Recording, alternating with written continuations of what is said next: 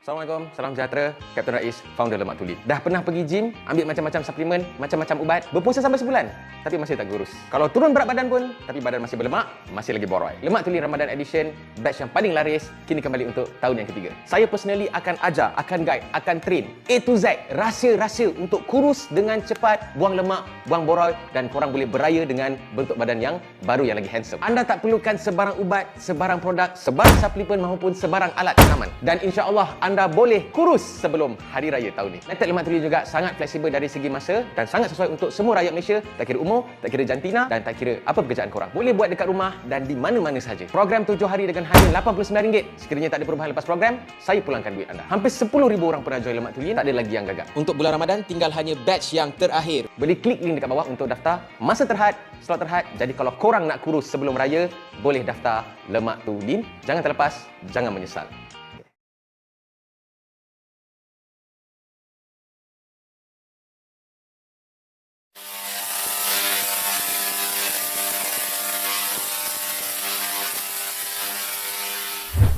Assalamualaikum, salam sejahtera. Apa hal korang? Selamat kembali ke dalam channel YouTube Rais Hamid Aris TV. Masih lagi bersama dengan YouTuber kegemaran rakyat Malaysia, Indonesia, Singapura, Brunei, Filipina, Thailand, Vietnam dan benua Afrika. Rais Hamid, apa hal korang? Check it out now. Ya berabadu, let's go. Come on ya. Alhamdulillah. Amin. Semalam kan aku buat video reaction berkenaan dengan seorang menteri Indonesia sudah fitnah. Kononnya Malaysia nak claim budaya riok. Budaya riok tu jujur memang aku sebagai rakyat Malaysia tak pernah dengar. Jadi ini adalah satu fitnah sebab memang tak ada sesiapa pun dari Malaysia yang cuba nak claim budaya ni dekat UNESCO. Adalah segelintir netizen Indonesia yang macam bengang jugalah dengan aku punya video ni, sedangkan video aku tu tak adalah marah-marah pun, cuma aku nak bagi tahu yang budaya riok ni memang aku tak tahu dan memang tak ada pun siapa-siapa dari Malaysia yang claim budaya ni dekat UNESCO. Tapi tak apa, itu adalah kebenaran sebab kadang-kadang kebenaran ni pahit untuk ditelan.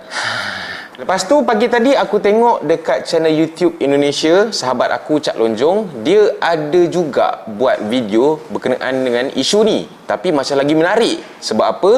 Dekat dia punya tajuk tu dia tulis terungkap Malaysia tidak pernah mendaftarkan kesenian riok ke UNESCO. Maknanya dah terjawab lah benda ni. Dan dekat caption dia tulis Malaysia jadi kambing hitam lagi. Ini macam menarik ni. Sebelum kita teruskan dengan reaction video ni, korang kena tekan butang subscribe. Seriously. Sebab apa? Sebab video aku banyak bagi konten-konten yang ilmiah, yang menjawab segala persoalan, keresahan, dan insyaAllah ada ilmu, ada hiburan sikit-sikit, ada gelak-gelak sikit-sikit, ada sedih sikit-sikit. Dan insyaAllah kita jadikan asbab kebaikan untuk semua rakyat Malaysia ataupun siapa saja yang menonton. So jangan lupa untuk tekan butang subscribe. Tit! Iya, pertama sebetulnya saya ingin klarifikasi dulu.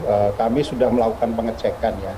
Jadi sama sekali tidak benar bahwa Malaysia mendaftarkan reok untuk warisan tak benda atau ICH di UNESCO.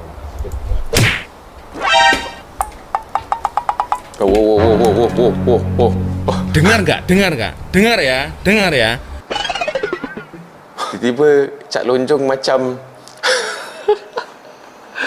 Okay, sabar. Itulah Cak Lonjong.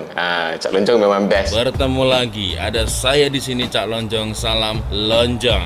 Here. Kawan aku guys dari Malaysia yang bernama Genzer Production ya. Di situ kita borak-borak ya, berbincang-bincang, mengobrol tentang apakah betul Malaysia mengklaim reok Ponorogo. Ini yang ditunggu-tunggu ya, terutama untuk para netizen plus 62 mudah terprovokasi.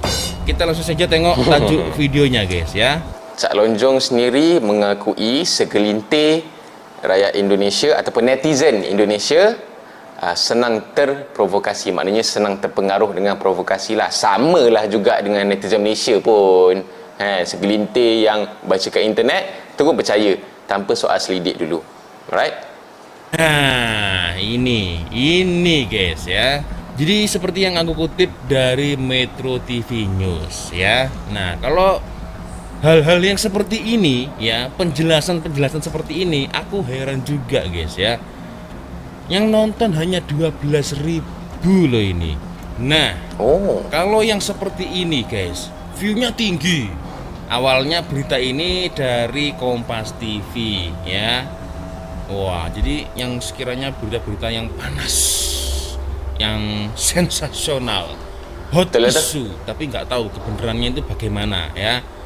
Karena So, dah ada sebenarnya video penjelasan yang mengatakan memang Malaysia tak ada pernah claim pun budaya riok ni. Tapi view ciput je. So berita tu tak spread out, video tu tak tersebar.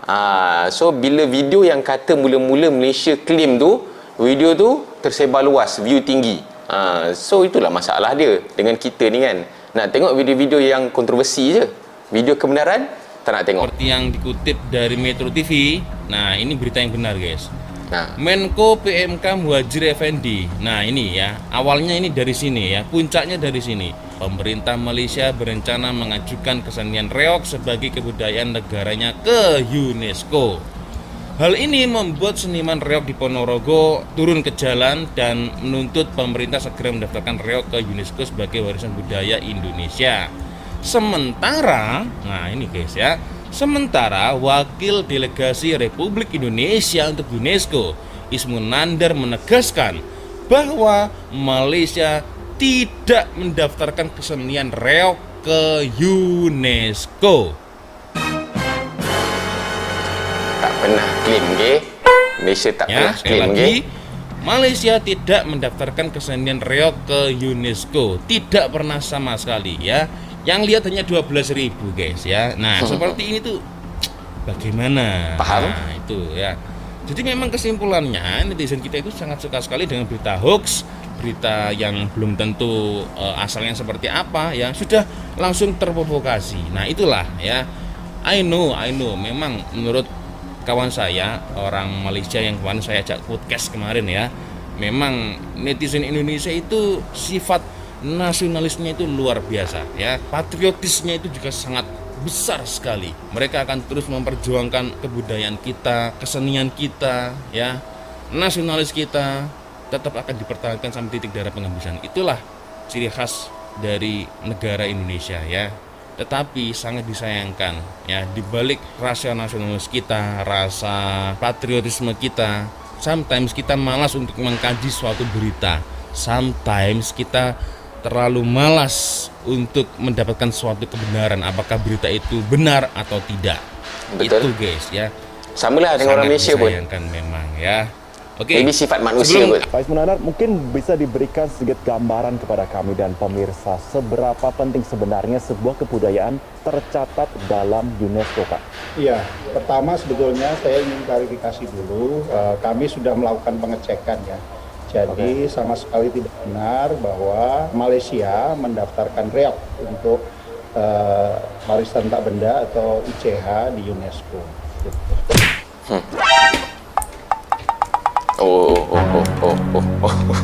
Dengar nggak? Dengar ya. Dengar, Cak. Kalau berita-berita seperti ini guys, view-nya kecil view-nya. Tapi kalau Malaysia disahkan sendiri oleh wakil Indonesia dekat UNESCO bahawa Malaysia sama sekali tidak pernah claim budaya riok ni sebagai kebudayaan Malaysia. Jadi macam mana Pak Menteri tu boleh tuduh, boleh fitnah, publish pula tu, tersebar meluas sampai segelintir rakyat Indonesia marah. Yalah, memanglah budaya diorang. Tiba-tiba ada berita yang cakap negara lain pula yang claim dekat UNESCO pula tu, marahlah kan. Tapi itulah masalahnya, tak check dulu betul-betul.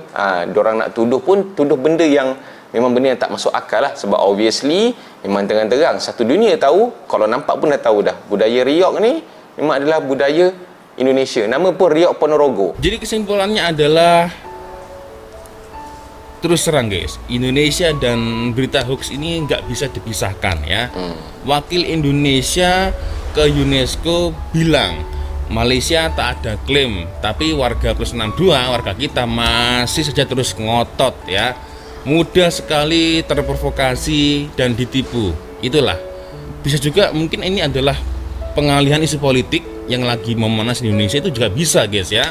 Para buzzer-buzzer maybe ya, di tengah krisisnya masalah negara kita, lalu akhirnya membuat berita seperti itu, mengalihkan isu. Sudah berapa kali kita ini teralihkan isu-isu yang sebenarnya menyangkut Malaysia. Dulu bola sepak ya kan, bola sepak sebenarnya adalah pengalihan isu nggak tahu itu masalahnya apa ya. Yang paling parah ini adalah lagu, kalau kalian masih ingat ya, yang paling parah ini adalah lagu National Anthem Indonesia Raya parodi. Nah itu awal-awal netizen kita ramai, wah ini Malaysia ini yang jelas ini memparodikan lagu negara kita ini, lagu Indonesia Raya diparodikan. Ternyata siapa pelakunya? Orang Indonesia sendiri guys. Pelakunya orang kita sendiri, orang Indonesia sendiri. Apakah kita minta maaf dari situ? Minta maaf kepada Malaysia? Tidak. Tak ada. Itu loh, kok kita itu nggak tahu malu gitu loh Rek ya. Kita mestinya malu. Kita sudah berapa kali kita menfitnah Malaysia, sudah berapa kali kita mencemooh Malaysia. Enggak. Itu yang aku pelik tu. Kenapa Indonesia ni sangat-sangat orang cakap interested untuk nak fitnah Malaysia. Okey, kita tahulah marah. Okey, marah lah benda lah, mungkinlah ada segelintir yang tak suka dengan Malaysia dan sebagainya. Tapi diorang buat cerita yang tak betul. Macam apa benefit dia? Rakyat Malaysia sekalian disahkan sendiri oleh sahabat kita daripada Indonesia, Cak Lonjong. Beliau sendiri mengakui lah memang segelintir rakyat Indonesia ataupun netizen Indonesia memang suka buat fitnah dekat Malaysia. Memang hoax, fitnah macam dah jadi diorang punya bread and butter lah, tak dapat dipisahkan lagi. Aku sangat salut lah dekat Cak Lonjong. Dia adalah YouTuber yang ada nama dekat Malaysia dan Indonesia, dan dia orang kata ada integriti lah. Dia ada courage nak buat satu video, nak bagi tahu berita tu adalah berita fitnah terhadap Malaysia. Okay, bayangkan bila aku buat video reaction terhadap video itu, aku punyalah kena hentam dengan segelintir rakyat Indonesia. Jadi bayangkan tiba-tiba keluar pula daripada rakyat Indonesia buat video yang kata apa yang aku punya penjelasan tu adalah benda yang betul. Kau bayangkan macam mana dia nak menghadap dengan netizen Indonesia pula. Seolah-olah nampaklah macam, oh dia ni macam backup Malaysia, kenapa tak backup Indonesia. Ini bukan pasal backup tak backup, ini pasal bagi tahu kebenaran. Okey, kalau Indonesia betul, betul.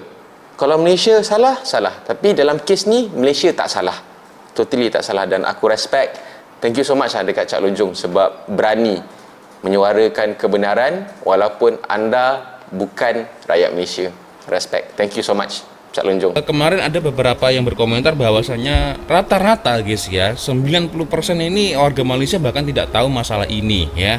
Tidak tahu masalah ini ya. Apakah ini pengalihan isu? Lagi-lagi Malaysia menjadi kambing hitam.